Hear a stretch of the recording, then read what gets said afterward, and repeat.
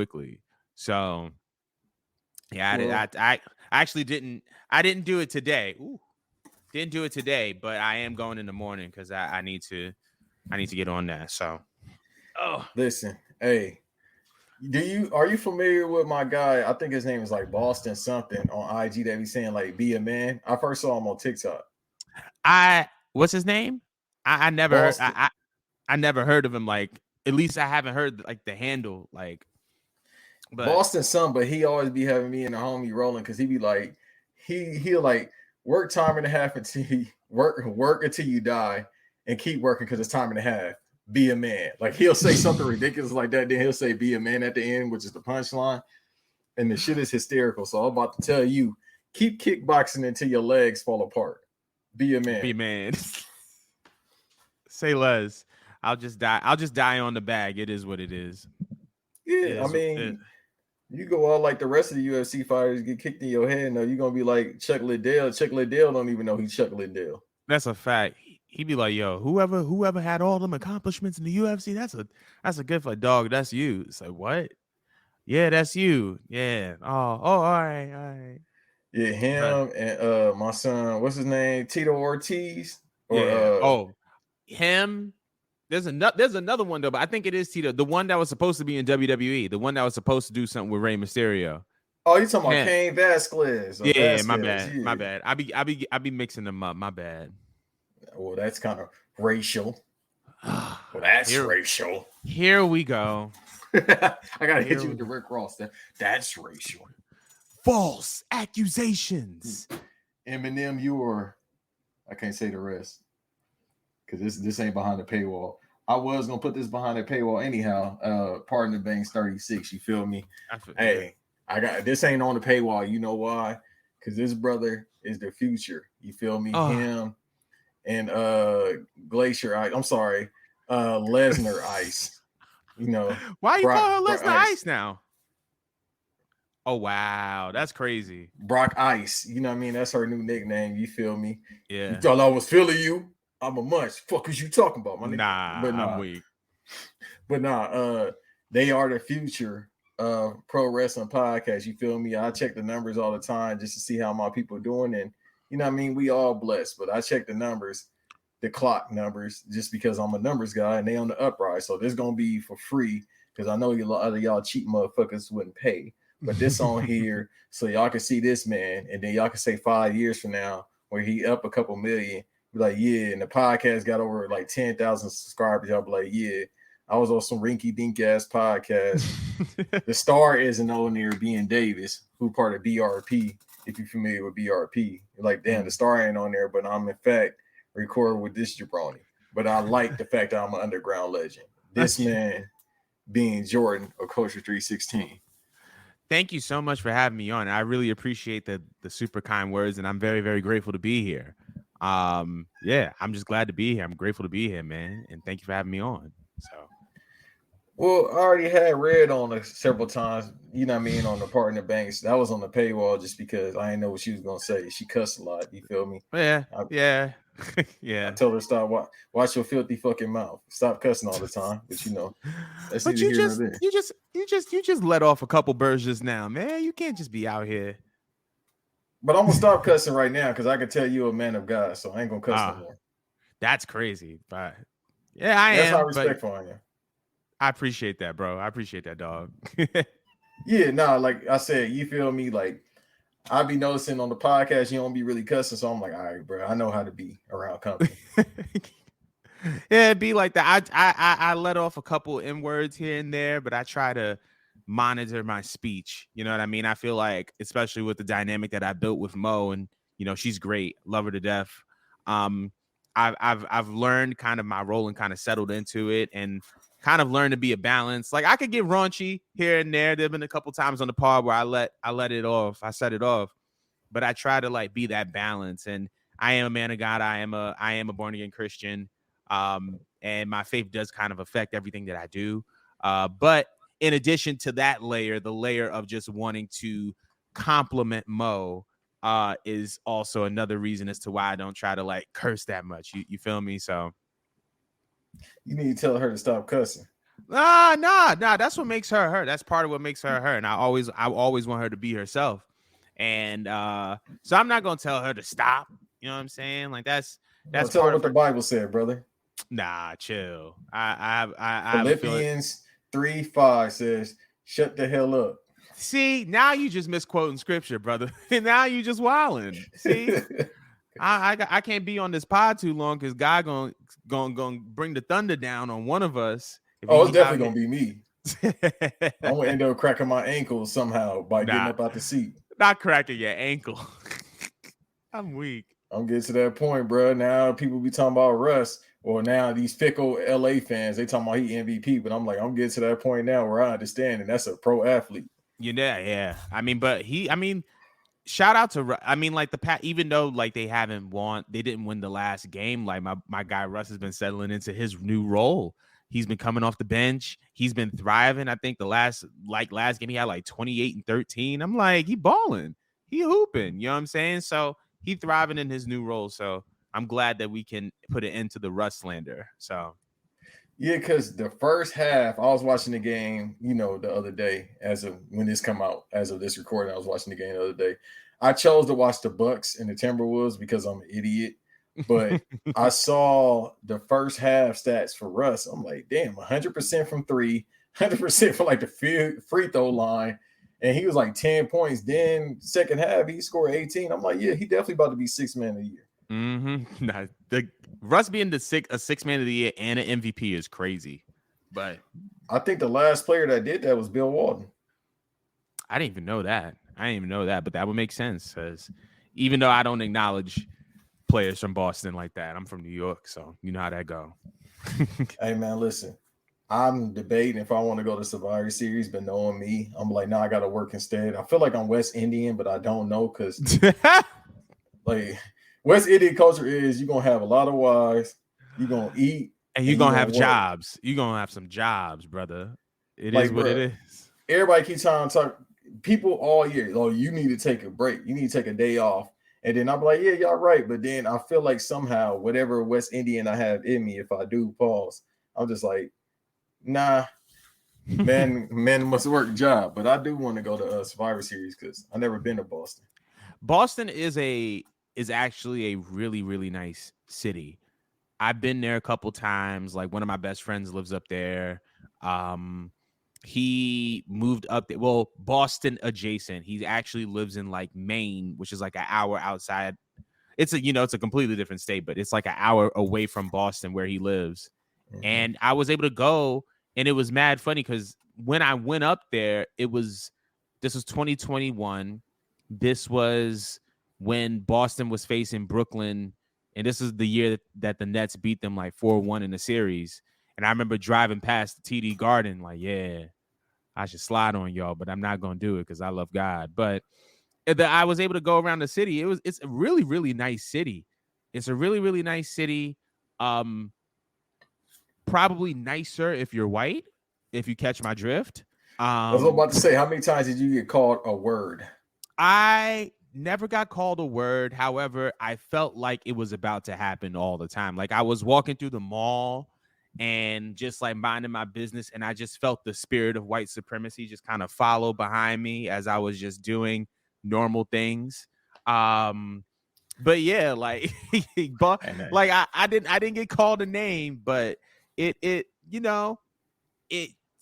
I'm blessed. Let's just put it like I'm blessed and highly favored that I didn't get called a name in Boston because stuff like that happens out there. So, but Boston is a very, very nice city. Yeah, and if it was a matter of Survivor Series, I would go. Like if I were you, if I had the opportunity to go to Boston for Survivor Series, I would 100% go.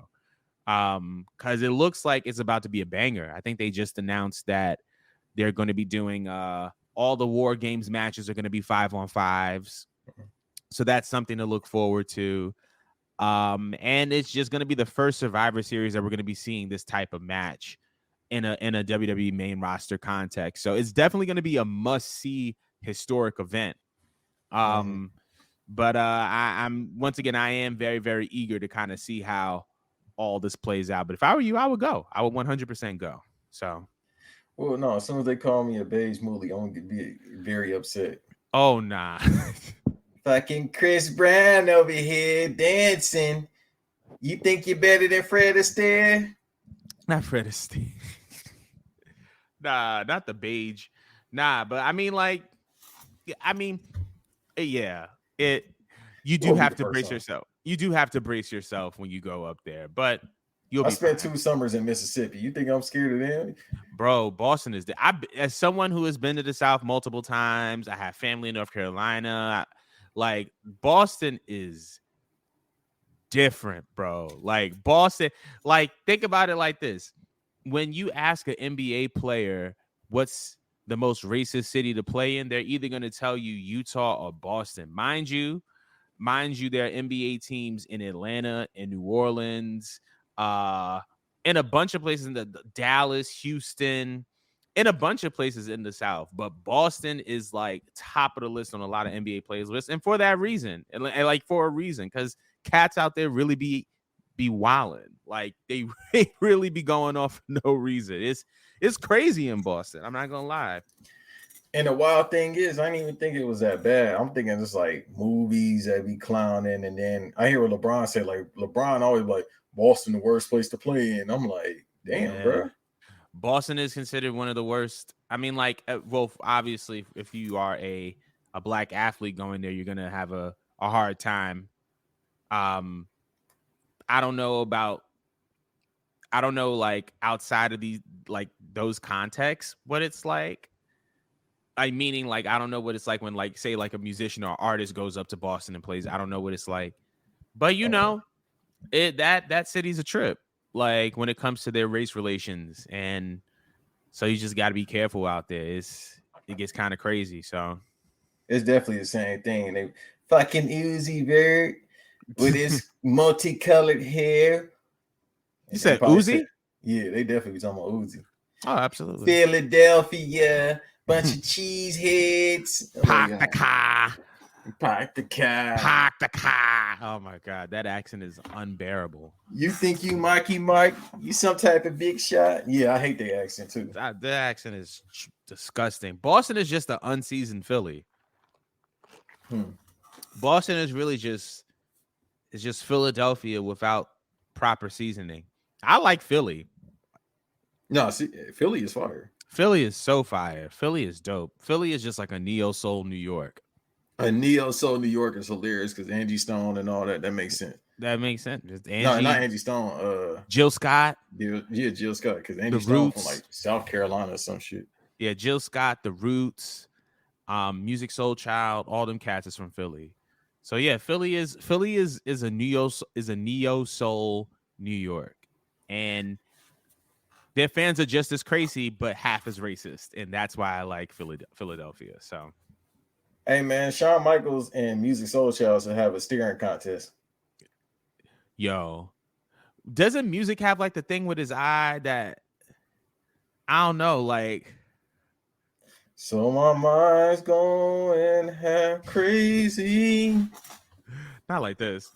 Nah, Sean, I don't know, like nah, they don't do that to them. Not with the eyes that they have. Let them both be great. I love music. I'm a huge Music Soul Child fan, by the way. I don't know what it was over like the past 2 years, but I like started like kind of like getting back into like his old music. Mm-hmm. So good. Like such, it was so different from anything else that was coming out during that time as far as R&B.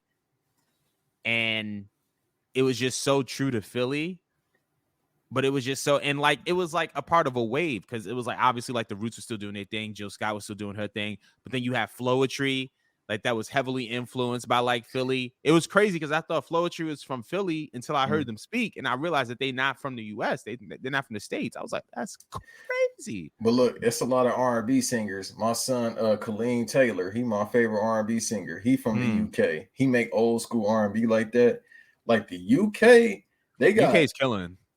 R&B wise and rappers. Like people be clowning me because I listen to UK rappers. I'm like, bro, they got some talent. Yeah, they be killing. UK rappers, and you know what it is? I when I listen to their music, it just feels it first of all, it feels very, very different. Like London is very, very well, the UK music scene is very, very committed to doing a couple things. I feel like on the rap frontier, they want to make it as distinct from the US as possible. Because when you listen to their drill, it sounds completely different from our drill. Like It sounds like when Sonic the Hedgehog music. bro, that UK drill, they be barring cats up. Like they really just be barring cats. Brooklyn, wait, hold on, huh? Right. Woo! But I mean, shout out to Pop. But like, I'm a huge fan of Brooklyn drill. Obviously, rest in peace, Pop Smoke. But like, I feel like UK drill, they are barring these cats up. Whereas, like, I feel like the drill in the States is very like slow, kind of swaggy, like. But even like New York drill, like, and I think that it kind of depends on where you're listening to it from. But like New York drill is actually kind of crazy because Cats is really doing what they're talking about, and that's the reason why New York is kind of in the shape that it's in. Right. But back to the main point about UK, I feel like the UK drill is very, very keen on being distinct from the US. I feel like UK R&B is very, very keen on being distinct, but also honoring what made R&B in the States so special. Like you can hear it in their tone that they emulate a lot from the singers out here. And so, I feel like that's super dope and super like fire that like they respect our art that we create over here in a way that they kind of want to honor it and kind of derive from it in their own kind of special way, if that makes sense. Yeah, because the drill movement started in Chicago. Like, Mm-hmm. yeah, well, house music started in Chicago, Detroit, all that too, Jersey. So, but that's a Yeah. whole different conversation. We get into it here later. But the drill music started out with the Chief Keefs and the Herbos and stuff like that. Mm-hmm. But then it's like it migrated over to the UK because Stormzy and all them was doing that like 2015 ish, somewhere around that. Mm-hmm. And then it went to New York, which is fine because New York, everybody knows like rap started in New York, but it Yeah. seems to be in the past couple of years, New York has tried the Atlanta thing, like A Boogie and all them was doing it.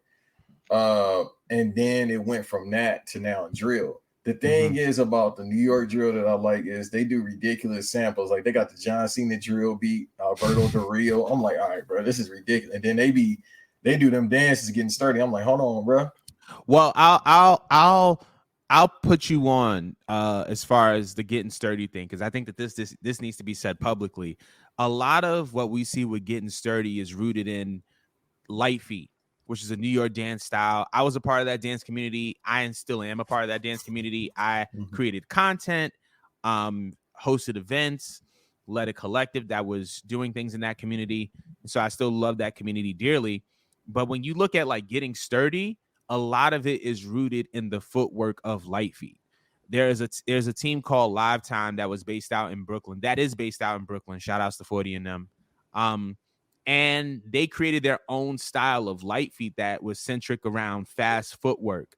And a Mhm. lot of the stuff that you see in getting sturdy um is kind of very, very similar to what they were doing as a part of their light feet. And I'm talking about the stuff that they're doing now with getting sturdy was done in light feet like years ago, but it's Mhm. kind of branched off into its own style of dance.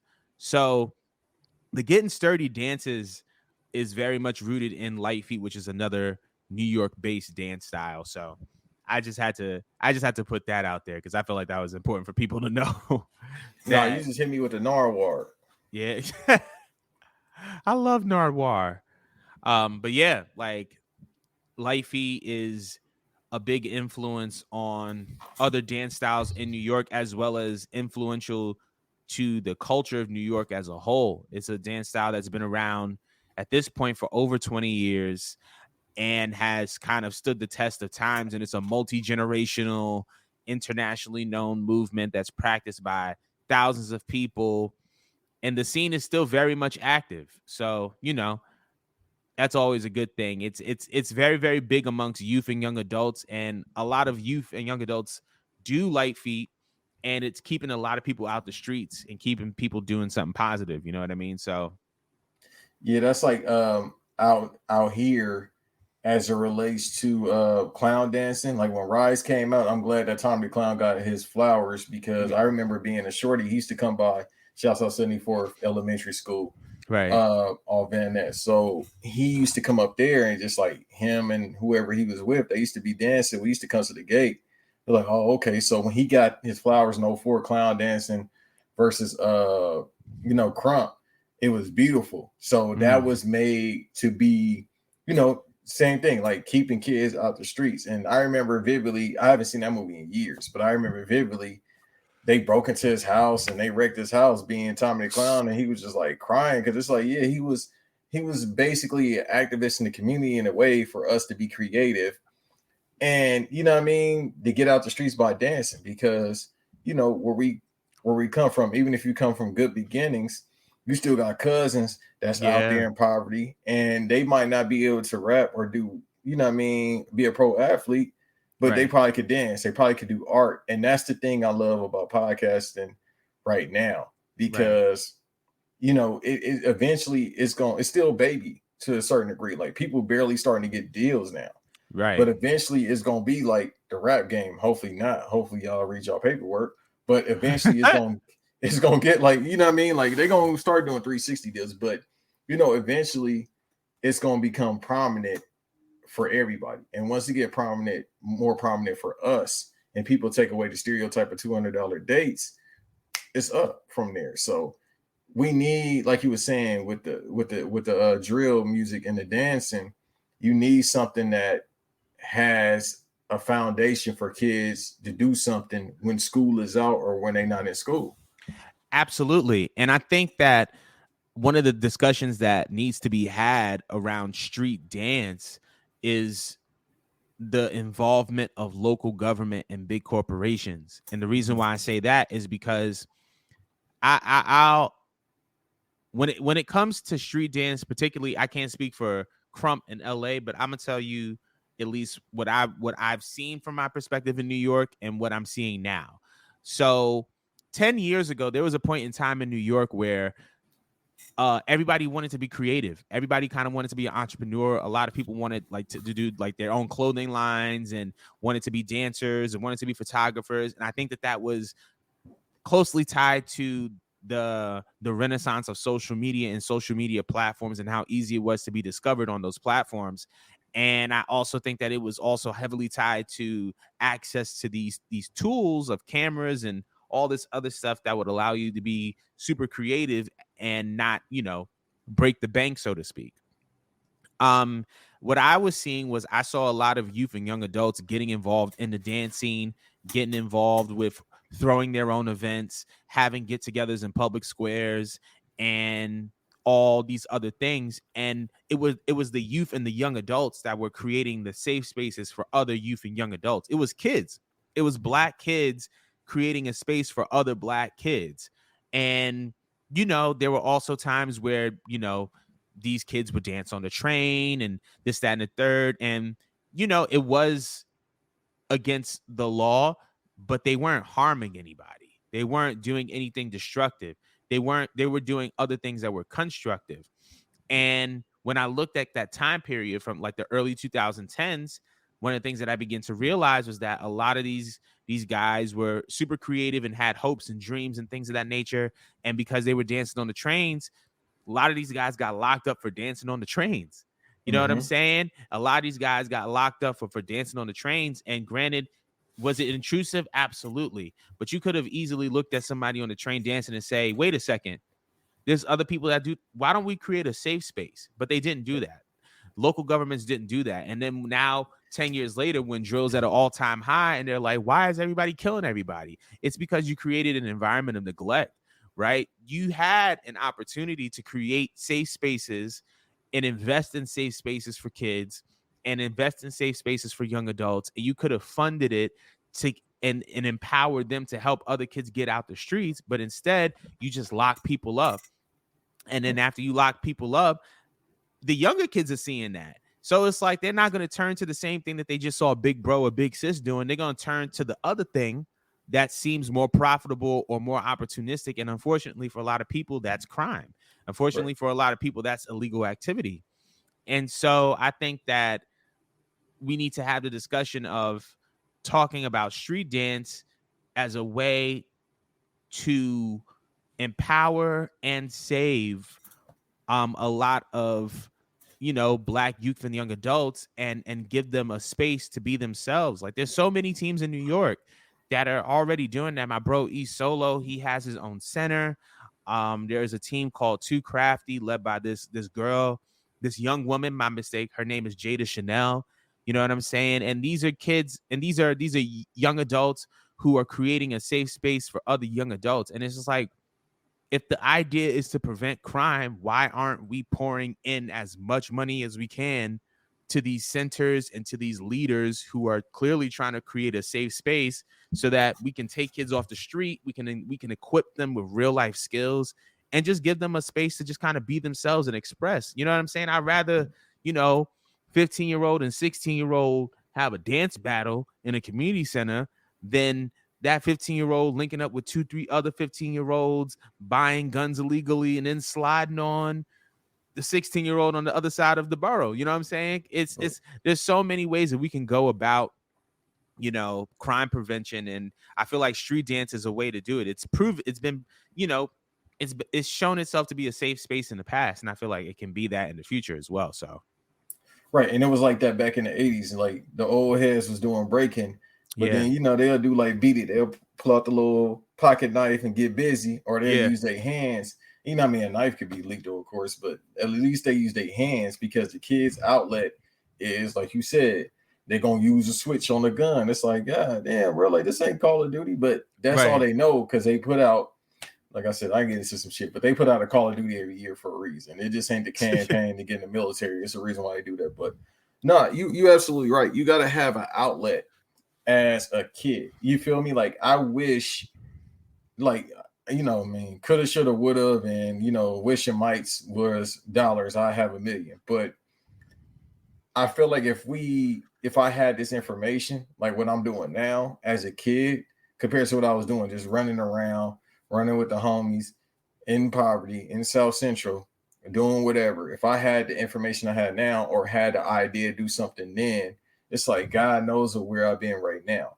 Right. But a lot of kids now, because they do have faster information, but the information they filtered, it's like having bad food, which is something they do a lot too.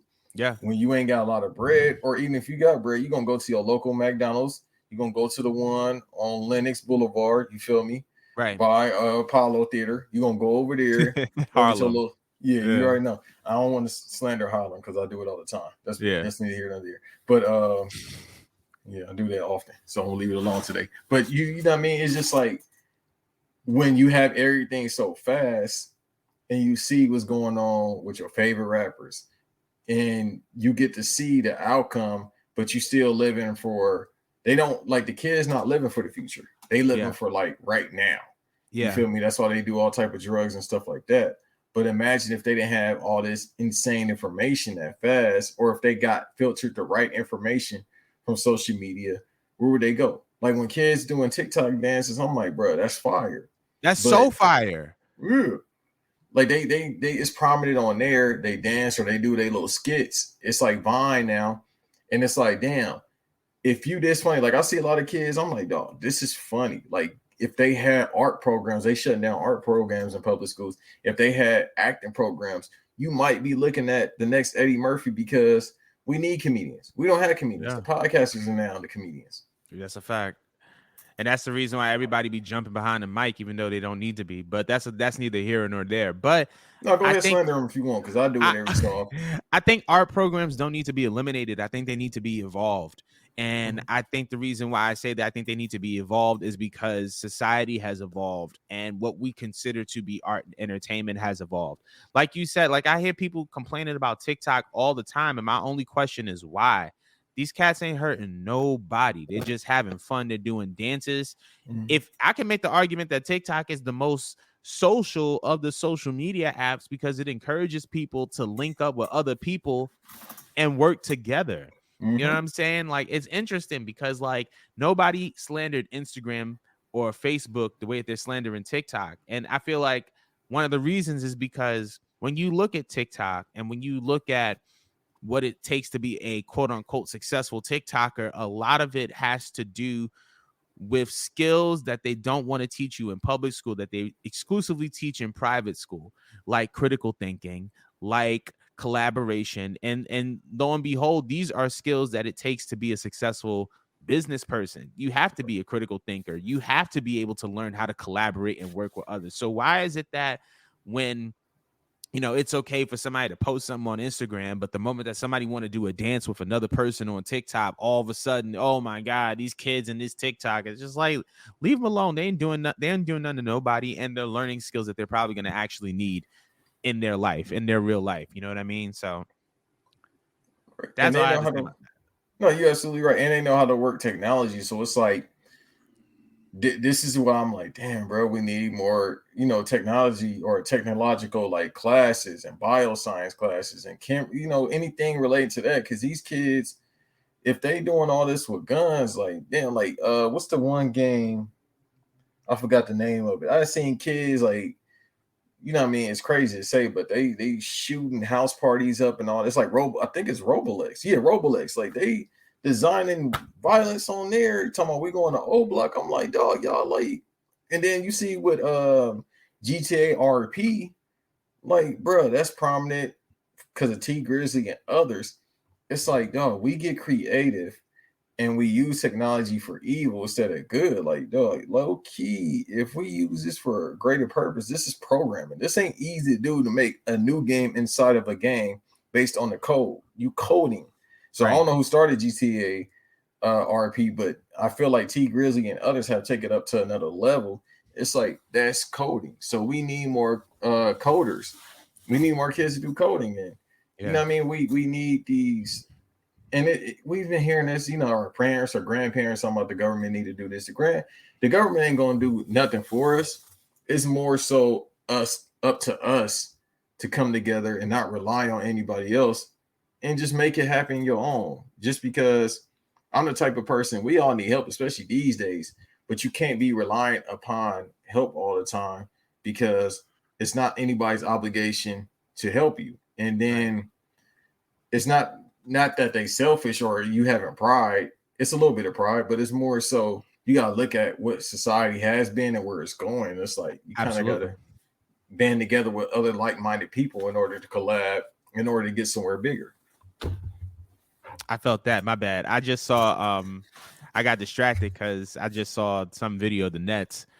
They won their second straight without Kai. So I'm happy about that. So Hey, what Kevin Durant be doing? Smiling. He was smiling like a motherfucker on the bench. I ain't seen him smile in a minute. bro, he's happy. He looks happy, and I'm just like, this is really good, but also it can be really bad. Cause like, here's the thing. And we were talking about the playoffs. We were talking about the NBA a couple days ago, right? And we were talking about you talking about the Bulls. I was talking about the Nets. Are the Nets the best team without Kyrie Irving? Maybe not, but Kyrie not being there is bringing out the best in the Nets. Like we talk about like all the time about how like guys are going to be considered. Hold on real quick. My lady's calling. Go ahead. So what Jordan was about to say is basically it's all about chemistry. So if you see what's going on with Kyrie, right? Kyrie is obviously I don't need to get deep into details, but we seen Kevin Durant body language. He wanted off the team, and it's probably because of that, and Steve Nash and the organization as a whole. But now that Kyrie seems to be off the team for the time being, if not permanent, and more so might be permanent. It might be over. It might be just the team might be feel like okay, we can actually win now because they focus. I think people have this ideal of the NBA is everybody likes each other. I've heard great players say, no, we don't all like each other. You feel me? So him being off the team is less of a distraction. I saw somebody tweet out that Kevin Durant is happy when it's like, oh, this is how the Kevin Durant formula works. Have him play and have other players that try to play hard because he said it best. Y'all could tell Kevin Durant don't care about nothing but hooping. He don't brush his hair. He don't brush his beard. He don't get no lineups. He don't be spending no money on a wardrobe, no $1,000 outfits. He just want to play basketball, which is fine. And if you're not just here to play basketball, it ain't gonna work. That's why he worked best with Russ. That's why he worked best with Golden State, which he should have stayed. But because the problem isn't on the team, and he even said, and it's a quote, he said, "Yeah, I just wish we would have focused on basketball as it relates to Kyrie Irving." He didn't bury him, but he just said, "I just wish we focus on basketball because it seems to be Kevin Durant just once again he just want to hoop. He don't care about nothing else. He 15 years in the league. He one of the top 20 players of all time, if not top 30. He just want to hoop. So now that Kyrie isn't there and it's not messing up locker room chemistry, they about to get a new coach. He happy. Right. Now, when that bum Ben Simmons, respectfully, but disrespectfully, when that bum Ben Simmons come back, then you about to have another issue.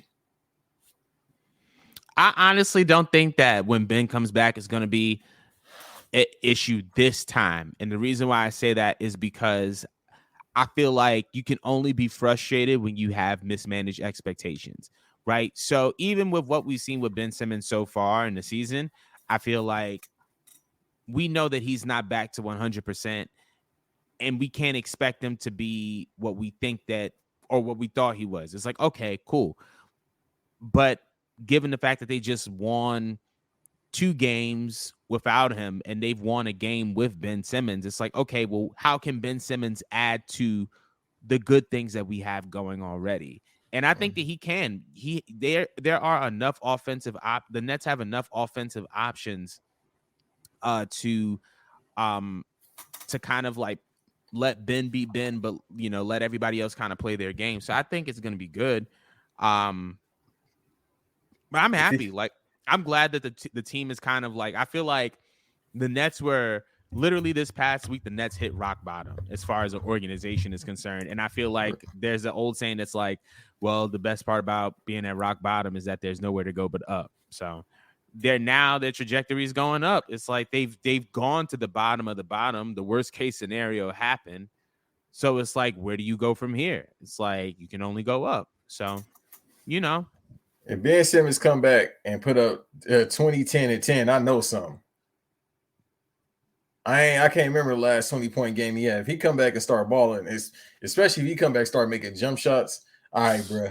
It's something. All right, bro. Yeah, it's something. It's something. Somebody called Kyrie Irving QAnon Monte Ellis, and I can't forget that. That's OD. And but I feel you know what it is. I'll say this. Matter of fact, I'm not gonna talk about Kyrie because it's I'm like, not. dog, this why. Like I talked about it on 2 episodes ago. That's on the Patreon. Make sure y'all shameless plug, and then I'm gonna get the Culture 316 plug up there. But make sure y'all pay the $5. But I talked about it before. So this is what I talked about, and I probably got to talk about it. When this episode come out, I already talked about it. But on another podcast, I said everything ain't for everybody to know.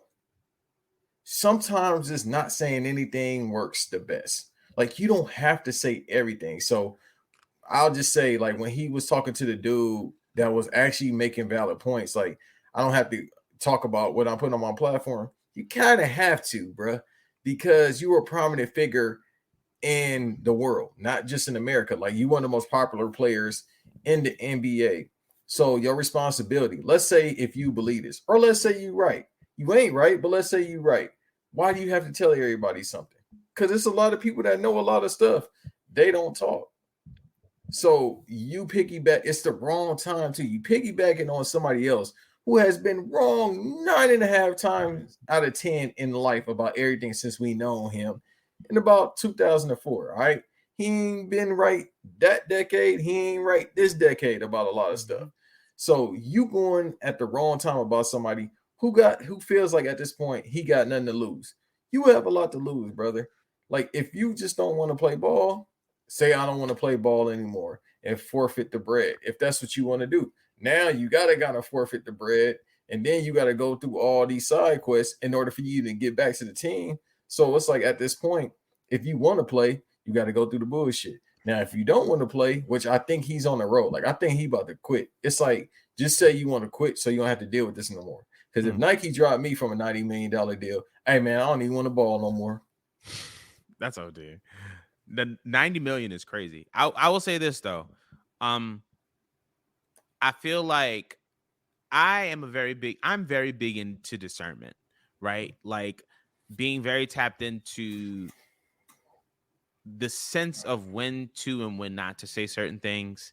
I do believe there is always a time and a place to have certain discussions, but I also believe in discernment in the context of knowing what to say based off of the pattern.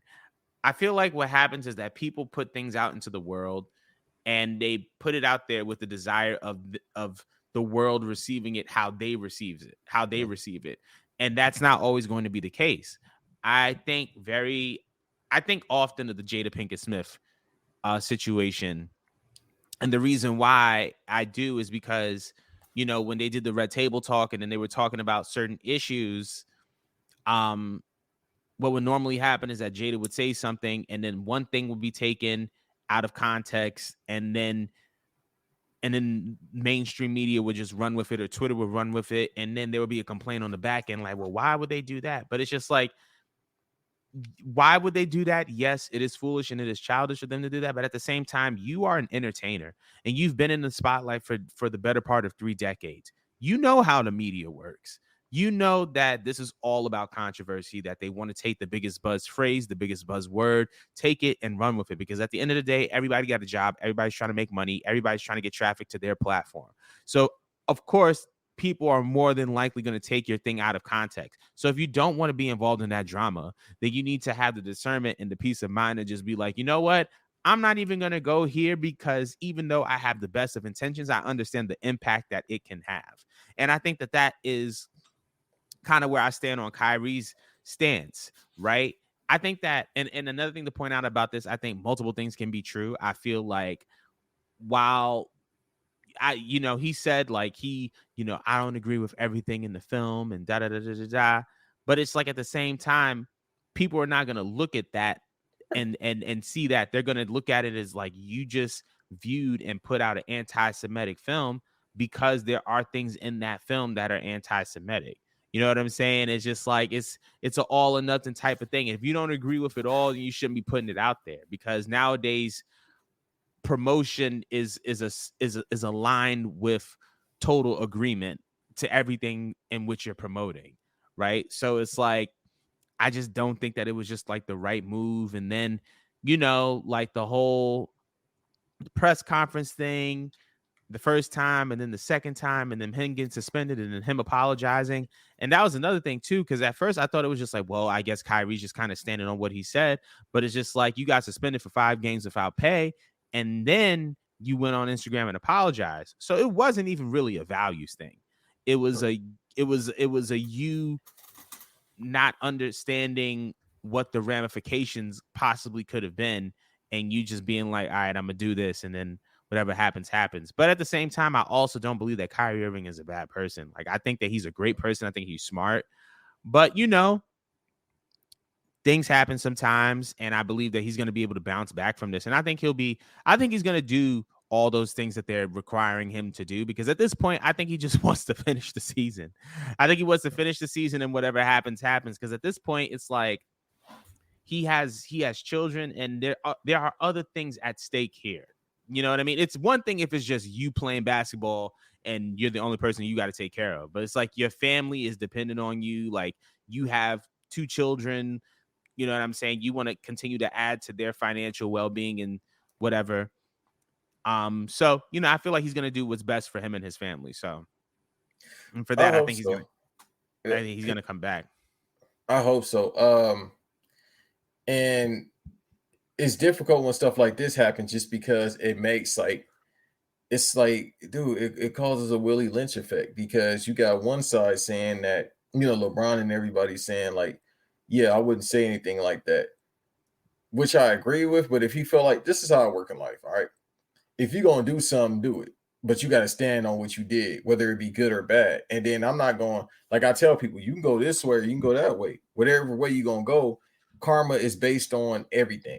It's good karma, bad karma. It's people that do bad, they get a good result. But is that the result that's actually good, or is just because of based on what you did? Because it always comes back. I go by, even if you ain't religious, you go by a universal karma based system. Hinduism teaches you that, Muslim, Christianity, every religion teaches you about love and karma. Now, if you do something good, people be like, all right, so why does bad thing happens to good people? Well, it's universal based karma based. It's a universal based system. So it's like, all right, what you do is gonna come back.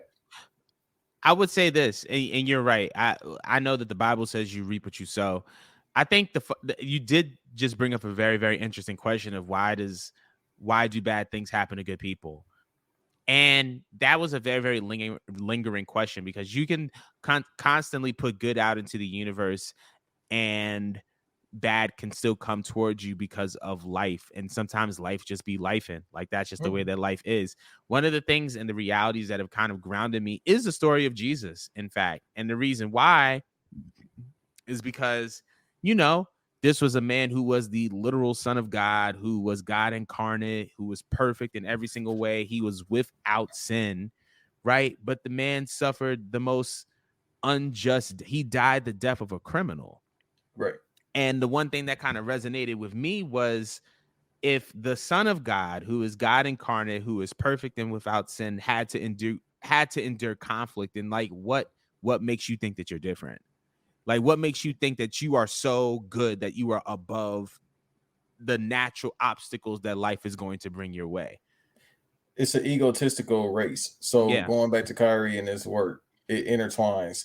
So he probably met good, I think so. but I think he meant good as well. yeah, because I've heard people say he a good dude. He seemed to be a good dude, but you also have to be cognizant to what you put out. Let's say it's some Jewish kid in Jerusalem or somewhere in the Middle East or even out here. That's your biggest fan ever. You and they click that link and they put something out and they're like, because they a kid. Kids don't know better. Kids are taught programming. And what you teach them, they will put into their CPU and keep it the rest of their life. Even if they try to shake it, it's gonna be hard because it's already there. It's all systematic programming. So if they your biggest fan, they see you talking about this and they don't know how to really break it down, and you don't break it down, it's like, damn, this how you feel about me? Right. And then let's say if it was with us, like people have said things about us countless times. I'm not never taking anything away from what we go through the most. You You know know it. this. Yeah. So it's like when people say stuff like that to us, it's not like we strong, but at the same time, it's like, dang, it's like, why you still bothering me? What I do to you? It's like the 50 Right. Cent meme. What you save me for? So it's like you still have to go through that. Right. So it's an action for every action. There's a result for everything. Like you Absolutely. said, Yahshua went through it. You feel me?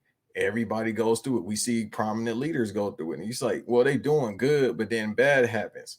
Right. Well, it's just a universal based law. Like what happens is gonna happen no matter how it's set to happen. Right. So with him, he probably met good. More than likely, he met good to a certain extent. He just doesn't know how to really get his message out. It's like the same thing what he was saying last year with the joint. It's like, I get what you're saying, brother, but it's a time and a place for everything. And we still don't have research. I think Mm. what happens with him is he sees something and it's like, yeah, I kind of mess with that. But then he'll go to something ASAP and then he'll be like, look, it's like the YouTube stuff. Like, look, that's what they're telling you. It's like, wait a minute, or maybe it's just my mindset because I'm a firm believer of waiting, then you speak. Like, let's wait the situation out and then reassess and go from there. Don't just jump off the boat, off the plank, and go into the ocean with the sharks if you ain't got the sword, Jack Sparrow. So it's Right. like, just wait on it. But, you know, I hope he does the right thing, whatever the right thing he perceives to be. Now, we're not Mm. saying, and especially, this man obviously, he articulates better than me. But what I'm saying is, and what I've said before, and if I have to speak on this again and it comes out in the future or whatever, it's like I'm saying, go do what you want to do. Like I tell everybody, I'm nobody's daddy. Go do, so I'm not responsible for what you say and do. Go do what you're gonna do. You can go out there and God forbid shoot somebody. You Mm. got to understand what comes with that though. Right. Like go do it. Watch what's gonna happen. It's something gonna happen, whether it be now or later. The only time I don't like people like I don't like people bashing other people. I feel like, what I mean, I got jokes and all that, but I don't like people bashing people in a hurtful way. I don't like people talking about people.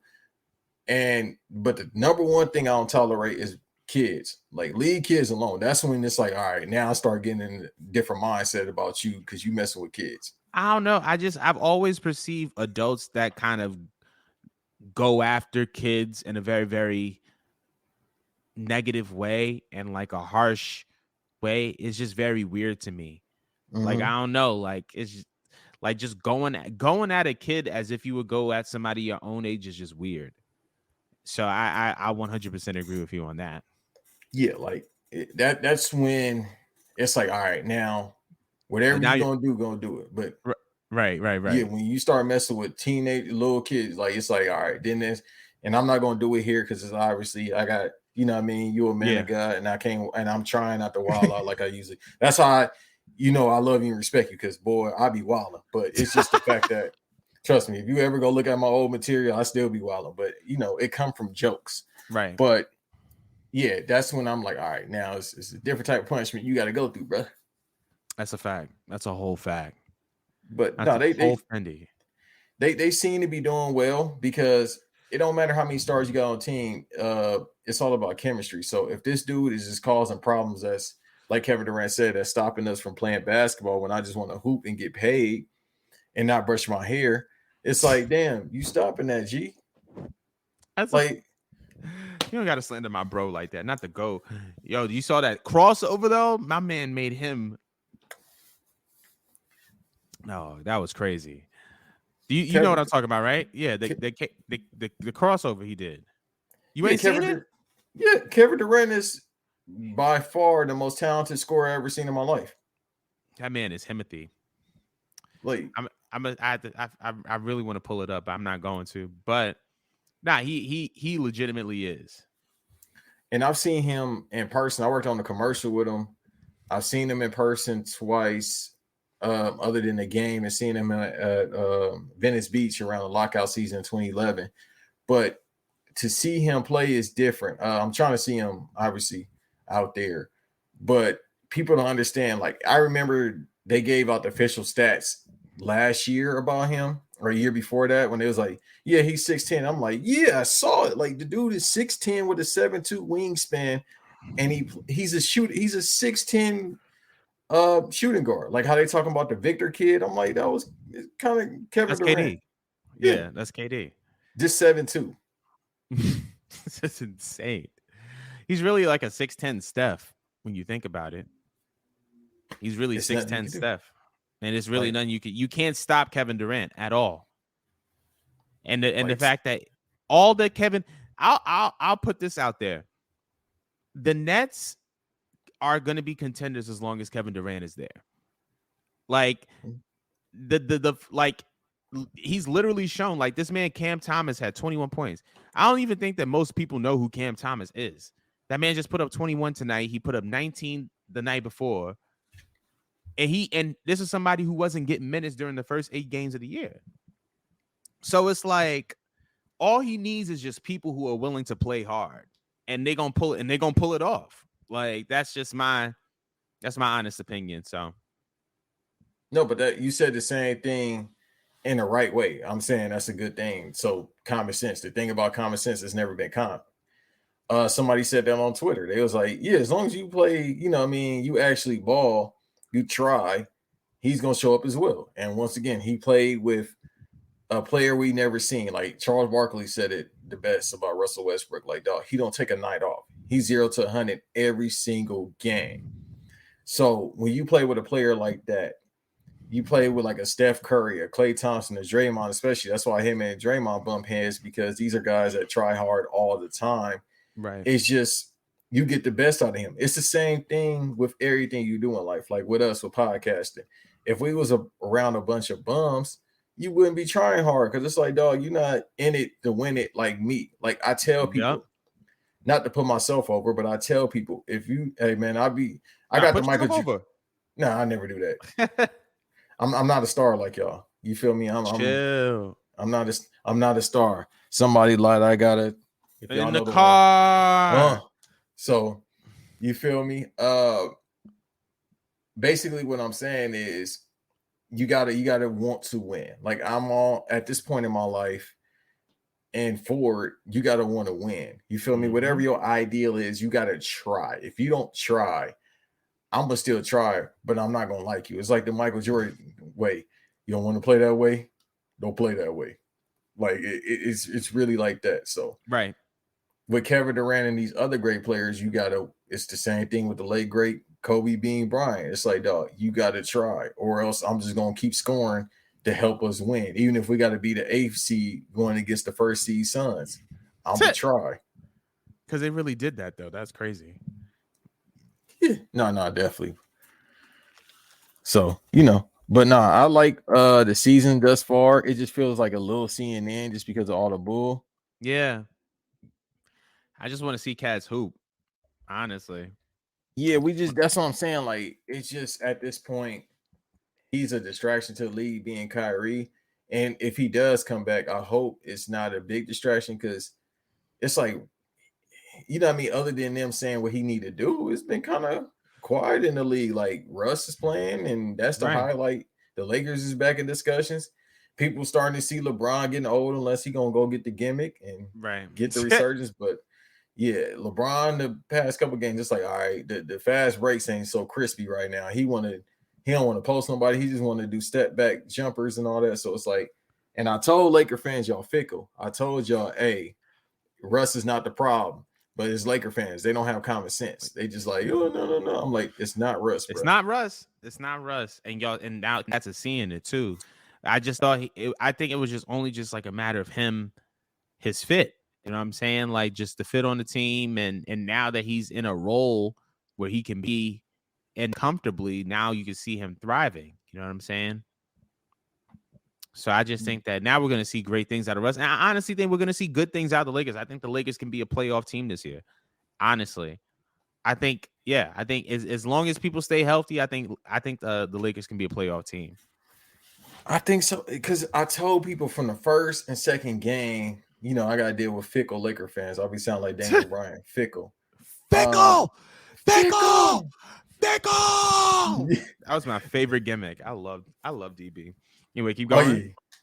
Oh, yeah. No. Hey, listen, we gonna talk about. I try not to have wrestling talk with people that do wrestling podcasts. Like, I love the fact that the people that do wrestling podcasts, like prominent ones like you, my guy Davis, who's the co-host here, the star of the show, and then E for Black Announce Table. Like, we talk about everything other than wrestling. I love that, but I got to come on. I'm getting bullied to come on Culture 316 anyway. So, but I told Laker fans, hey man, listen, Russ isn't the problem.